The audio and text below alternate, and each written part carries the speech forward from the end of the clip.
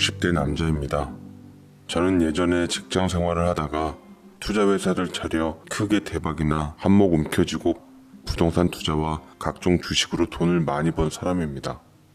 허나 사업이라는 게 상승곡선을 탈 때도 있지만 하향곡선을 탈 때도 있지요. 어려웠던 시기가 제게도 있었는데 첫 아내는 처음에는 절 이해해주는 듯하며 강한 생활력으로 본인이 나가 일을 해서 가장 노력까지 했는데 결국은 친구들과 자신의 실수를 비교하며 도저히 이렇게는 못 살겠던지 우리 이혼해. 나 당신 같은 책임감 없는 사람하고는 못 살겠어. 애 둘 있는 거 내가 데리고 가서 키울 테니까 나중에 잘 되면 양육비나 꼬박꼬박 보내줘. 여보, 그게 무슨 말이야. 나 당신 없으면 어떻게 먹고 살라고. 사업 실패해서 신용불량자인 거 알잖아.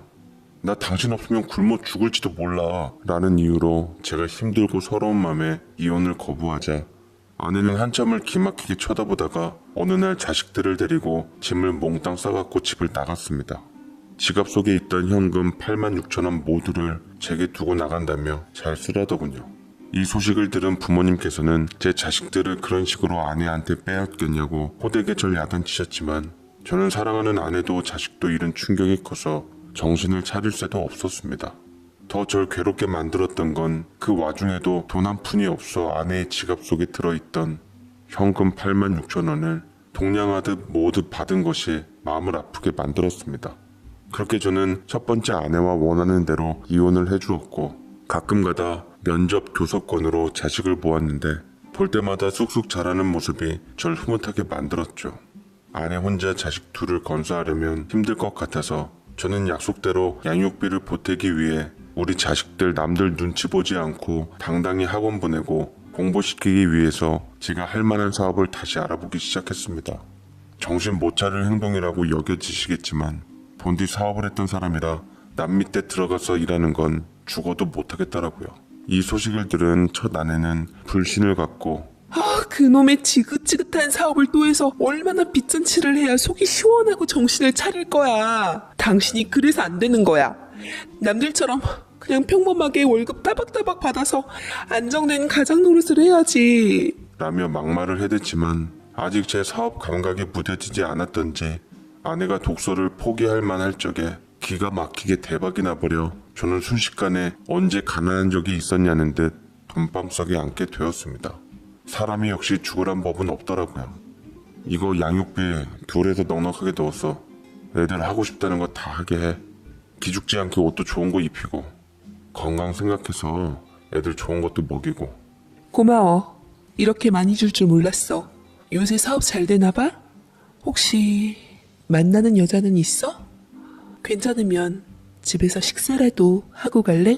이렇듯 돈이 많이 벌리자 저라면 진저리를 쳤던 아내가 호의를 베풀 정도로 양육비도 넉넉하게 줄 수 있게 되었습니다. 생활비는 가끔 보너스였지요. 첫 번째 아내는 제 능력을 확인 후에 몇 달 후 여자 혼자 애들 데리고 사는 게 애로사항이 많았던지 저와의 재결합을 맘먹고 어떻게 해보려고 할 때쯤 문제가 생겼습니다. 제가 어려울 때 떠난 아내를 영 내키지 않았던 친누나가 얼른 제 곁에 다른 좋은 여자를 꽂아놓고자 했습니다. 승보가 너 힘들다고 버린 여자는 이미 볼장 다 본 여자다. 두 번 다시 떠나지 말란 법 없다고. 부부가 뭐니? 힘들 때 서로 배려하며 곁에서 힘이 되어주는 게 부부인데 이미 애들 엄마는 그 자격을 상실했어. 더 이상 그런 여자한테 미련 갖지 말고 이번에 누나가 소개시켜준 여자를 한번 만나봐봐. 피아노 학원 원장이라는데 부모님도 공직자 집안이시고 외모도 괜찮고 아주 여러모로 너한테 어울리는 짝이라 하더라. 나 아직 여자 만날 생각이 없어. 애들도 다 있는데. 우리 와이프가 얼마나 힘들었으면 애들 둘 데리고 나갔겠어. 애들까지 챙기는 거 보면 책임감 없는 여자는 아니야. 우리 애들 생각해서라도 다시 누군가가 내 옆자리로 돌아온다면 당연히 애들 엄마여야지. 그게 맞는 거잖아. 어휴, 이 머저리 같은 거사. 어차피 자식들도 다 품 안의 자식들이야. 성인 되면 다 떠날 건데 너 한 번 깨진 여자랑 결혼하면 두 번은 안 깨질 것 같아? 이미 깨진 그릇은 붙일 수 없는 법이야. 정신 차리고 바른 여자 만나서 재혼한 후 네 가정이나 가질 생각을 해. 그래야 애들 엄마도 뜨거운 맛을 보지. 안 그러니? 라고 말을 하는데 저는 한사코 누나가 소개시켜주는 선을 안 보겠다고 했지만 누나는 불도저처럼 선자리를 밀어붙였고 덩달아 부모님까지 나서는 통에 저는 결국 마지못해 소개시켜주는 불편한 자리에 나가기로 했습니다. 말 들은 대로 피아노 학원 원장 선생님이었는데 집도 어느 정도 잘 살았고 그 여자도 제법 예쁜 외모에 배려심 넘치는 성격인 것 같았어요. 그쪽 여자도 들어보니 사정이 있더라고요. 나이가 전처보다 많고 솔직히 말하면 저보다 3살 연상이어서 후려치기 당해 저처럼 애딸린 이혼남과 맞선을 보게 된 것이었죠. 오히려 그녀는 손자리가 아니라면 저보다 훨씬 좋은 남자를 만날 수 있을 것만 같았습니다. 그 여자와 선을 보며 제가 농담 반 진담 반식으로 그런 얘기를 해주자 그녀는 환하게 웃으며 고맙다고 말하더라고요. 대한민국에선 여자 나이가 곧 등급이에요. 능력 또한 등급이죠. 애딸린 이혼남이라고 스스로를 낮추셨지만 어차피 애도 전처가 키우고 있다고 했고 승복 씨는 그에 못지않는 능력을 갖고 있잖아요. 제게 승복 씨는 충분히 과분한 상대예요. 라고 고운 음성으로 이야기를 해주는데 참 빈말이라도 고마웠습니다. 딱 봐도 저를 이해해줄 수 있는 착한 여자인 줄 알게 되었죠. 사실 그녀를 만나기 전까지는 구관이 명관이라고 전처와 재결합할 생각이 들었지만 사람 맘이 참 간사하게도 제법 괜찮고 좋은 여자를 만나니 저 어려울 때 8만 6천 원만 주고서 매정하게 나간 전처 생각이나 재결합 생각이 확 달아나 버리고 말았습니다. 저는 피아노 원장의 서경이와 좋은 감정을 가지고 만나게 되었고 아무래도 양쪽 집안에서 응원을 해주다 보니 빠르게 일이 진척되었습니다. 특히나 저희 집안에서는 서경이를 진심으로 환영하며 좋아했어요. 어머 세상에 우리 예비 올케는 어쩌면 이렇게 피부가 좋아? 피부 미인들이 먹는 음식들만 준비했는데 마음에 들지 모르겠네. 식장은 잡아놨어? 아휴 이 사람이다 싶으면 얼른 식장 잡고 식 올려야 행복하게 잘 살지. 이것저것 따지고 재다 보면 끝도 없어. 솔직히 말이야 바른 말이지. 예비 올케도 적은 나이도 아니고 애도 얼른 낳아야 할 텐데 우리 승복이랑 결혼해야 하지 않겠어? 누나는 후려치기라는 채찍과 당근을 적절하게 활용하며 서경이와 저를 설득시켰고 덕분에 저는 서경에게 프로포즈를 하고서 양가 상견례를 잡기로 했습니다. 누나가 서경이를 후려치기 한 것처럼 서경이네 집도 절 이혼한 문제로 트집 잡으면 어쩌나 싶었지만 배운 공직자 집안답게 크게 의식은 안 한 상태였어요. 서경이만 좋으면 결혼하라는 태도라서 귀한 막내딸만 행복하게 해주면 된다는 주의더라고요. 네, 그래서 행복하게 해주겠다는 약속을 하고 제가 데려갔습니다. 결혼식장에서 면사포를 쓰며 서경이는 제 신부로 제 아내로서 백년애로 하고자 등장했는데 근데 맙소사 우스웠던 건 제 결혼식 날 아내와 아이들이 나타났다는 사실이었어요. 아이 둘과 함께 얼마나 잘 사나 하는 얼굴로 도끼 눈을 뜨고 결혼식장에서 절 지켜보고 있는데 아주 무안해서 혼났습니다. 다행히 전처 못지않은 거친 누나 덕분에 전처는 식장에서 쫓겨나고야 말았고 아이들은 안타깝게도 아빠가 다른 여자와 결혼하는 모습을 그대로 볼 수밖에 없었죠. 솔직히 자식들에게는 참 미안하고 못 볼 꼴을 보이는 것 같더라고요. 자식들은 아무 말 없이 자리를 지키다 식사도 안 하고 가버렸습니다. 내내 그 사실이 걸렸던 저는 표정에도 드러났던지 신혼여행 가서 아내에게 속내를 들키고야 말았죠. 하지만 충분히 그럴 수 있다며 나중에 기회되면 아이들과 식사라도 한번 하자는 말로 제 맘을 풀어주려 애썼습니다. 그런 여자였죠, 그녀는. 저는 그녀와 함께 살면서 전처와는 달리 큰 싸움 없이 아들 둘, 딸 하나를 낳고 오순도순 금슬 좋은 부부로 행복하게 살았습니다. 아이들이 태어날 때마다 등을 돌려버린 전처 소생인 아이들이 생각났지만 제 재혼으로 인해 도끼를 품은 전처가 이를 갈며 아이들을 안 보여주겠다고 버팅기는 통에 잊을 수밖에는 없었던 터였죠. 그래서 아이들을 3명 정도 낳았는지도 모르겠습니다. 아내는 나이가 많았지만 다행히 애는 빨리 들어섰고 많이 낳아주었어요. 아내 복이 있었던지 날로 번창해가는 제 사업에 내조도 훌륭하게 잘했고 아이들도 구김살 없이 영리하게 잘 키워주었습니다. 다들 긍정적으로 자랐고 명문 대학교를 나와서 사회에 한 자리씩 차지하며 자리매김하고 살았어요. 반면 전처의 자식들은 꼬박꼬박 보내줬던 양육비를 도대체 어디다 썼는지 큰딸은 전문대, 작은 놈은 지방대를 나와서 제대로 된 대우도 못 받으며 작은 회사에 들어가 힘들게 일을 하게 되었습니다. 전처는 혼자 둘 키우는 게 벅찼던지 양육비를 생활비로 쓰거나 가게가 운영이 잘 안 되면 그걸로 가게세를 메꾸며 힘들게 살아갔던 것 같아요. 차라리 저처럼 좋은 사람을 만나서 재혼하면 마음이 편할 것 같았지만 재혼도 안 한 채 남매를 키워내서 한평생 목구멍에 가시처럼 걸린 느낌이었습니다. 그렇게 수십 년을 거쳐갔는데 어느 날 그렇게 건강하고 활기찬 아내는 환갑이 훌쩍 넘은 어느 날 몹쓸병이 찾아와 시름시름 앓았고 한 차례 암수술을 받아 성공적으로 사는가 싶었더니만 다시 재발이 된 암세포로 인해 그만 숨을 거두고야 말았습니다. 거의 30년간의 결혼 생활이 이토록 허무하게 끝날 줄은 상상도 못해 아내에 묻혀있는 납골당에서 자식들과 함께 통곡을 쏟아내었습니다. 그리고 그 이후로 몇 년 정도가 지나는 동안 저는 아내를 잊지 못해 괴로운 나날을 보내며 결국은 하던 사업들도 다 자식들에게 잠시나마 맡기고 괴로운 맘에 힘들게 하루하루를 살아가고 있었고 우울증마저 생기기 시작했습니다. 가끔 근처 사는 딸이 와서 식사를 차려놓고 가긴 했지만 녀석도 일찍 시집가 서방 있고 자식 있는데 괜한 폐를 끼치는 것 같아 예산말로 그냥 한번 오지 말라고 했더니 진짜로 안 오더라고요. 꼭 그 말을 기다린 것처럼요. 예전에 누나가 말했던 품 안의 자식이라는 말이 딱 맞아떨어졌습니다.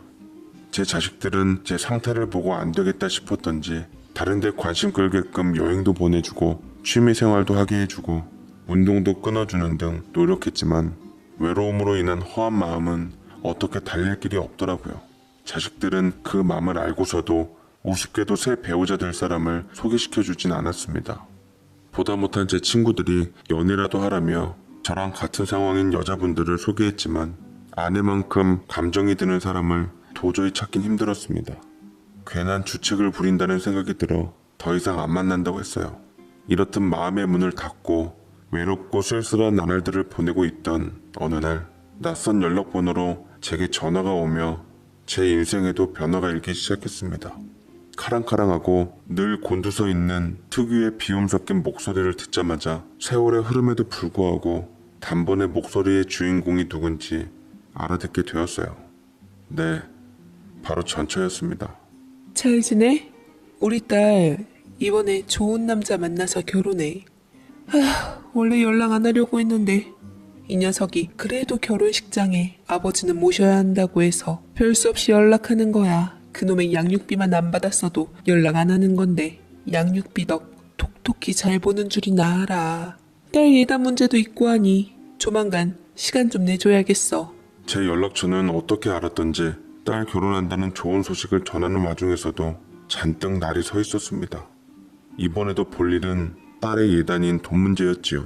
근데 이상하게도 너무 그간 외로웠나 전처가 마치 반가운 고향 친구를 만난 기분이 들더라고요. 삭막하고 황폐한 제 맘에도 오아시스 같은 쾌적함이 찾아오는 것 같아 새삼 들떠졌습니다. 그리고 며칠 후 저는 집 앞 카페에서 멀리서 찾아온 전처를 너무나도 오랜만에 만나게 되었고 세월의 흐름에도 불구하고 오지게 고생한 것 같은 상황을 겪은 사람치고는 외모도 잘 가꾸고 다니는 것 같더라고요. 아무래도 연락 안 한 사이 재혼한 게 분명했습니다. 곁에 남자가 있으니 저렇게 곱게 단장할 수 있다고 생각했고 어이없게도 저도 모르게 좀 마음이 그렇더라고요. 아무렇지 않아야 정상인데 뭔가 껄쩍지근한 이 감정은 분명 조광지처 첫 정으로 비롯된 게 아닐까 싶었습니다. 그래서 안 되는 거였지만 저도 모르게 슬슬 시비를 걸기 시작했죠. 자식들 안 보여주려고 기를 쓰더니만 왜 꽃단장하고 나타났대? 남편 밥 먹고 사니 마음이 편한가 봐. 아주 혼자 살 때랑 신수가 못 알아볼 정도로 달라졌네. 뭔 소리야 또. 내가 남편 밥 얻어먹는 팔자 좋은 사람이면 당신한테 딸 예단 문제로 연락도 안 했어. 당신 자식 새끼 생각해서 재혼 못한 것도 억울한데 끝까지 자식 때문에 왼수 같은 당신하고 이렇게 마주 앉을 것도 짜증나네. 헛소리 그만하고 예단이나 얼른 해내놔. 라고 팔자 타령하며 투명스럽게 말을 꺼내는데 순간 언뜻 유리잔에 반사된 저의 모습은 화색이 돌고 있었고 저도 모르게 안심이 되더라고요. 늙으면 애가 된다더니 감정 조절 하나 못한 저는 환해진 분위기 속에서 간만에 웃음을 짓고는 딸의 예단 문제에 대해 함께 고민하고 결정하자고 했습니다. 전처는 이런 제 마음을 알았던지 저를 노려보던 눈을 풀고 간만에 딸을 보여주겠다며 딸을 부르더군요. 전문대학교를 나와 물리치료사로 근무 중인 큰딸은 전처가 아빠를 만나고 있다는 말을 하자 기쁜 듯 퇴근하자마자 바로 오겠다고 했고, 딸이 올 때까지 1시간 남짓 시간이 남는 동안 우리는 그간 살았던 얘기를 진솔하게 나누게 되었습니다. 아내는 단 한 번도 저와 헤어진 후 재혼을 생각해 본 적이 없다고 하더라고요. 일단 큰딸이 있으니 험한 세상이라 맘 놓고 남자를 만나는 것도 조심스러웠고 재혼은 엄두도 안 났다고 합니다. 솔직히 말하면 주변의 소개로 몇 번 재혼 선자리에 나가서 남자들을 만나봤는데 만날수록 이건 아니다 싶었다더라고요. 그리고 남의 자식을 제 새끼처럼 키워줄 사람이 얼마나 되나 싶고, 입장 바꿔서 본인이 만약 남의 자식을 키워야 한다는 입장이라면 본인도 자신이 없을 거라 했습니다. 하지만 처음으로 재혼을 생각해본 남자가 있었는데 그건 바로 맞아. 이제와 감출 게 또 뭐가 있겠어. 당신하고는 솔직히 재결합할 생각이 있었어.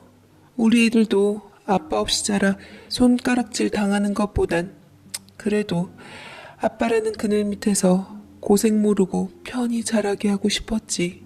당신도 능력 있고 돈 잘 번다니까 큰 힘이 될 거라 생각했는데 당신이 형님 말만 듣고 홀랑 재혼을 해버리니 기가 막히고 화나더라고. 그래서 오기로 애들이랑 당신 결혼식장에 갔는데 못 볼 꼴 보고 쫓겨나기나 하고, 그래서 이 약 물고 악착같이 살았어. 당신 없이도 행복하게 잘 살 수 있다는 것을 보여주려고. 비록 우리 애들이 내가 부족해서 당신이 새로 낳은 아이들보다 공부도 더 못했고 조건적으로는 떨어져 보이지만 누구보다 효자 효녀이고 순수하고 부모밖에 모르는 애들이야. 나는 우리 애들이 심신이 건강하게 자라준 것만으로도 얼마나 고마운지 몰라. 그걸로 내 인생 잘 살았다고 생각하고 보상도 받았다고 생각하고 죽을 때 후회 없을 것 같아. 라고 전처는 덤덤하게 말을 이어갔는데 새삼 아이들에게 부끄럽고 안타깝고 미안하고 했습니다. 아빠의 책임감을, 부모의 역할을 어쩌면 양육비만 툭 던져놓고 전처에게 모두 떠넘기다시피 했으니 자식들을 볼 낯이 없더라고요. 그때쯤 마침 성숙해져 버린 큰딸이 모습을 드러냈고 저를 보며 인사를 하며 밝게 미소를 지었습니다. 저 순수하고 예쁜 미소는 솔직히 말해서 둘째 아내 사이에 본 자식들의 어렸을 때 빼고는 보지 못했던 것 같아요. 어른이 되어서도 저렇게 구김없는 미소를 지을 수 있는 걸 보니 아내가 후회 없을 정도로 잘 키웠다 싶었습니다. 딸은 저를 참 반가워했어요. 돈만 주고 자식을 등져버린 자격 없는 애비지만 저를 반겨주고 챙겨주니 고맙더라고요. 솔직히 한때 철없을적 미워했다고도 했지만 돌이켜보니 생각나는 건 아빠밖에 없더라고요. 아빠한테 환영받는 결혼식을 치르고 싶었어요. 연락 받아줘서 감사드리고 제 결혼식에 못난 딸 손잡아 주시면 감사드릴게요. 라며 기특하게 말하는데 하마터면 감정이 복받쳐 올라 왈칵 눈물을 쏟을 뻔했습니다. 큰딸은 내친 김에 작은 아들까지 불러 오랜만에 식사를 하자고 했지만 마침 작은 아들이 회사에서 야근이 있어 힘들 것 같다는 연락이 왔고 전처는 그 자리가 어색했던지 다음에 만나서 예단에 대해 다시 의논해 보도록 하고 이쯤에서 갈 길 가자며 투명스럽게 말하더라고요. 그렇게 전처와 딸은 자리에서 일어섰고 저는 아쉬운 마음을 두고두고 간직해야만 했습니다. 한동안 그들 생각이 많이 들었어요. 제 선택에 의해 모든 게 이루어진 건데도 불구하고 괜시리 불똥은 누나에게 튀었고 전처와 그때 젊을 적 재결합을 했어야 했는데 그랬다면 지금 좀 더 저는 행복하고 후회가 남지 않는 삶을 살 수도 있었을 텐데 라는 생각이 들었습니다. 한번 거하게 술에 취해 누나한테 전화 걸어 속에 담아있던 말을 했더니 누나는 황당하고 당황하며 몇십 년 전 얘기를 들먹이냐면서 술 처먹고 전화하지 말라며 그대로 끊어버리더군요. 저는 뒤늦게서야 제가 있어야 할 곳을 찾은 느낌이었고 몇 번을 망설임 끝에 전처에게 다시 연락을 했습니다. 난데 우리 민이 예단 좋은 걸로 같이 고르러 다니는 건 어때? 이전처럼 미니 녀석 불러내서 나도 같이 골라주고 싶어서 그런데 괜찮아? 라고 하니 전처는 한동안 말이 없다가 이내 알겠다고 하며 딸의 의사를 묻고 전하겠다고 했습니다. 그렇게 약속을 잡아서 저는 떨리는 마음에 이발도 하고 신경 써서 옷을 입어 한껏 멋을 부린 후 나갔죠. 전처 역시 깔끔하고 세련되게 하고 나왔는데 역시 한때나마 우리 와이프다 싶었습니다. 딸은 저와 아내의 회방꾼이 되고 싶지 않았던지 눈치껏 빠져주며 혼수는 알아서 골라달라고 아무래도 안목이 있으시니 믿고 맡기겠다고 했는데 그것도 역시 우리 딸답다 싶었어요. 그렇게 아내와 딸의 혼수를 골라주는 명목으로 만나게 되었는데 첫 연애를 하는 것 같은 설렘이 느껴졌습니다. 이 나이가 되도록 황혼이라고 불리는 나이가 됐어도 저는 사람이었던 건지 뜨거운 열정이 가슴팍에 불타오는 것이 느껴졌어요.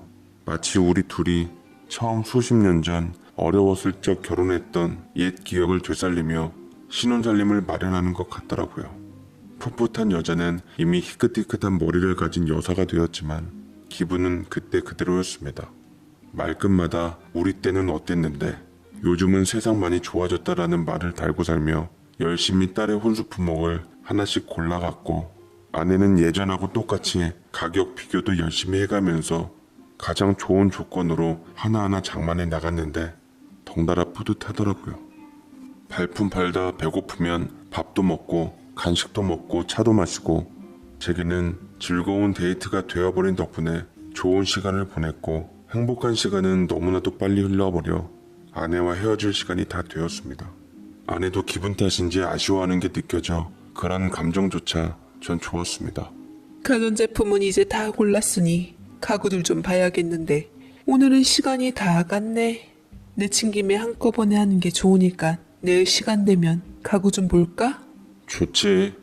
가구도 종류가 참 많잖아. 브랜드도 많고 백화점도 가보고 가구 단지도 가보고 인터넷도 물건 괜찮다던데 한번 여기저기 둘러보자. 돈 좀 써야 할 거야. 난 우리 딸 가구는 부티나고 좋은 걸로 해주려고.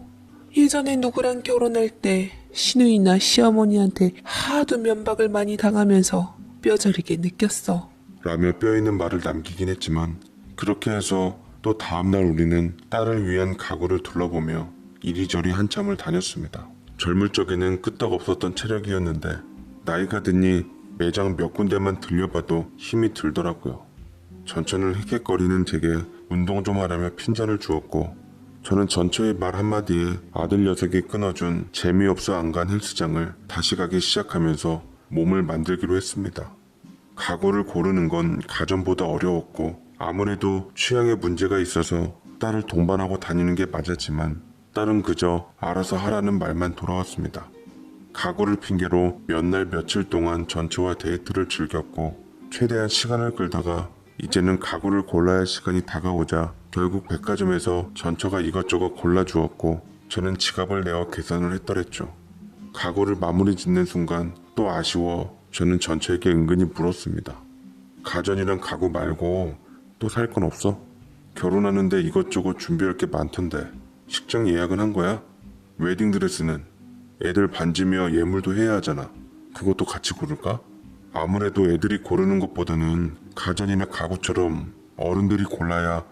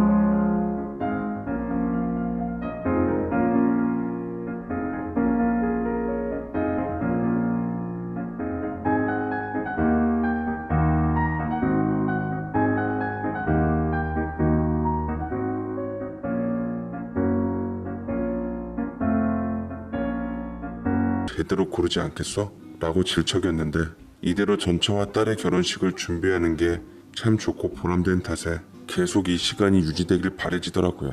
하지만 전처는 쉬운 사람이 아니었던지 딱 거기까지 선을 긋고서 저를 오도 가도 못하게끔 만들었습니다. 실망스러웠던 저는 별 핑계로 전처를 만나고자 시도했지만 딱 볼 일이 끝나니 연락을 받지 않았던 철벽녀였지요. 참 전처 성격 하나도 안 변했다 싶었습니다. 그러나 그게 매력이라 전처에게 프로포즈를 하고 결혼한 후 애 낳고 살았지요. 옛 추억에 애가 타도록 기회를 엿봤는데 딸 결혼식 당일까지 쉽게 오질 않았습니다. 전처를 다시 만날 수 있었던 건 딸 결혼식 때였어요.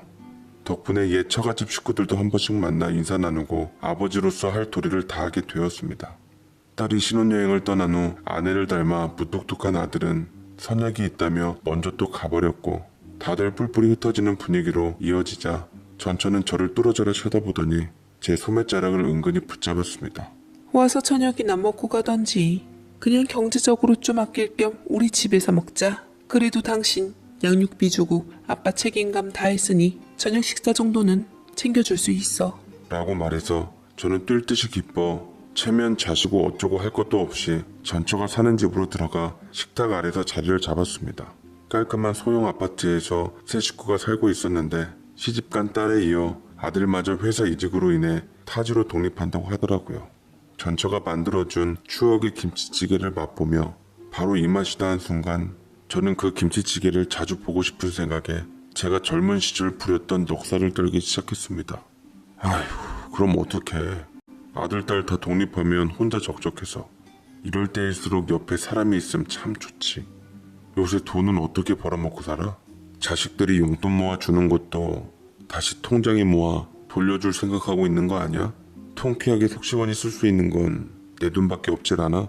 라고 하자 전처가 의심 가득한 얼굴로 툭 던져보더라고요. 어디 돈 한번 통쾌하게 쓸 수 있는 기회를 줘봤어야지. 정작 성공하니 나한테 온갖 여지 다 준 후 딴 여자랑 훌쩍 결혼해버릴 땐 언제고. 에휴, 지금 생각하니까 또 분통 터지네. 내가 당신 예전처럼 빨래하고 밥하고 청소해주면 당신 갖고 있는 돈 통쾌하게 속 시원하게 쓸 수 있게 해줄 수 있어? 암만 내가 마지막으로 받은 당신 돈 86,000원 받은 거 수십 년이 지난 지금 이자가 얼마나 붙었는데. 물론 전성기 때 정도는 아니지만 그래도 어느 정도 돈은 갖고 있으니 당신이랑 같이 노후 편안하게 보낼 능력은 돼. 우리 서로 너무 돌아오기는 했지만 이참에 예전에 못했던 재결합 한번 생각해보는 건 어떨까? 라고 얘기를 했고 저희 적극적인 대시에 전처와 저는 이제 과거가 아닌 현재로서 새로이 인연을 맺게 된 후 황혼 연애를 시작하게 되었습니다. 못해준 것들이 너무 많아서 고생시켰던 기억들이 미안해서 저는 저 세상간 아내에게 해줬던 이상으로 모두를 전처에게 쏟아 부었습니다. 여자로서 설레야 할 것들과 각종 이벤트들, 꽃 선물, 액세서리 선물, 직접 요리도 해주고 청소도 해주고. 시집 보낸 건 딸인데 우리가 신혼살림을 차린 것 같더라고요. 왜 예전에는 이 마음과 소소한 행복을 몰랐던지 우리가 돈보다 소중한 걸 알았다면 지금의 행복을 그때도 누리면서 소중한 하루하루를 살아갈 수 있었을 텐데. 물론 나는 다른 사람과 행복했지만 자식 때문에 전전긍긍하며 고생만 했을 전처의 생각에 함께 못했던 시간들이 조금은 아쉽기도 했습니다. 그래서 더 잘하려고 노력하니 전처는 귀엽고 가슴앓이 했던 감정에 눈물을 쏟고야 말더라고요.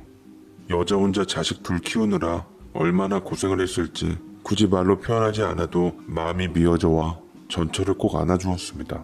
남은 생만큼은 전처와 함께 재결합해서 황혼 결혼하며 행복하게 보내고 싶은 마음이 간절했는데, 그리고 제가 원하면 그럴 줄 알았는데 생각지도 못한 복병들이 등장하더라고요.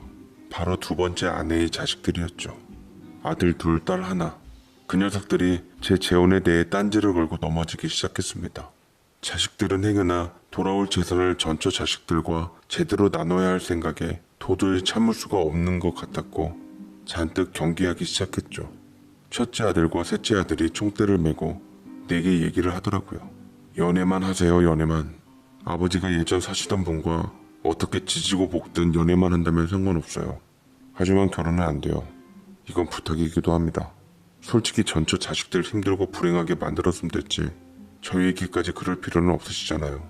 확실히 재산에 대해 나누는 것에 대해 미정이시니 재혼은 더더욱 안 됩니다. 돌아가신 엄마 보기에 민망하지 않아요? 피차 일 복잡하게 만들지 말아주세요, 아버지. 라고 말을 하니 붉은 화가 치밀어 오르더라고요. 둘째 소생인 자식들에게 삿대질을 하며 고래고래 소리를 지르고는 재혼을 하든 연애를 하든 내 인생 네가 알아서 살겠노라고 앞으로 일체 인생에 대해 참견하지 말라고 덧붙였습니다. 그래도 끝까지 재혼은 말라며 입지를 확고히 하려고 하는데 괘씸함에 자식 얼굴에다 뺨을 후려치고 말았죠. 먼저 간 아내에게는 미안했지만 도저히 자식들이 선을 넘는 행동에 참을 수가 없었습니다. 제가 해준 게 얼마인데 아버지의 인생에 대해 한 번쯤 생각해주기는커녕 제 그릇된 욕심에 제지하기 바쁘니 화가 머리 끝까지 났습니다. 그러자 전처가 이를 눈치채고는 한숨을 쉬더라고요. 쉽지 않을 거란 건 알고 있었어. 자식들도 위치가 있고 이속이 있는데 다른 사람도 아니고 나하고 재혼하는데 누가 좋아하겠어? 우리 자식들도 더욱이 당신 친자식들이고 저들의 배다른 형제들인데 우리는 예나 지금이나 재결합하기는 힘들 것 같소. 자식 결혼으로 인해 만났으니 이 기회에 뭐 나도 욕심 안 부리며 그냥 친구로 잘 지냅시다. 솔직히 당신 사업 잘 된 것도 당신 죽은 와이프 덕도 클 텐데 새삼 우리 자식들 목도 욕심 부릴 생각 없고 알아서 당신이 잘 챙겨줄 거라고 믿고 우리 팔자답게 남은 여생 이대로 잘 지냅시다. 라고 포기하듯 말했지만 저는 오기로라도 전처와 재혼을 해 자식들을 이기려고 했지만 누나까지 가세하면서 쉽지 않게 되어버렸습니다. 다 늙어서 무슨 전처와 재혼이냐고 입에 담지도 못할 말들을 쏟아내기에 다 차단해버리고 저 역시 제 인생을 위해서 독불 장군처럼 나가 일단 전처와 살림부터 합치기로 했습니다. 나만 믿고 따라오라는 통에 전처는 고민하다가 필요한 옷가지들과 살림살이를 갖고 저희 집으로 들어왔고 저희는 이번에야말로 재결합한 부부로서 제2의 인생을 살게 되었네요. 이제 살 날도 얼마 안 남은 마당에 제 뜻대로 하며 누구 눈치 보지 않고 살기로 했습니다.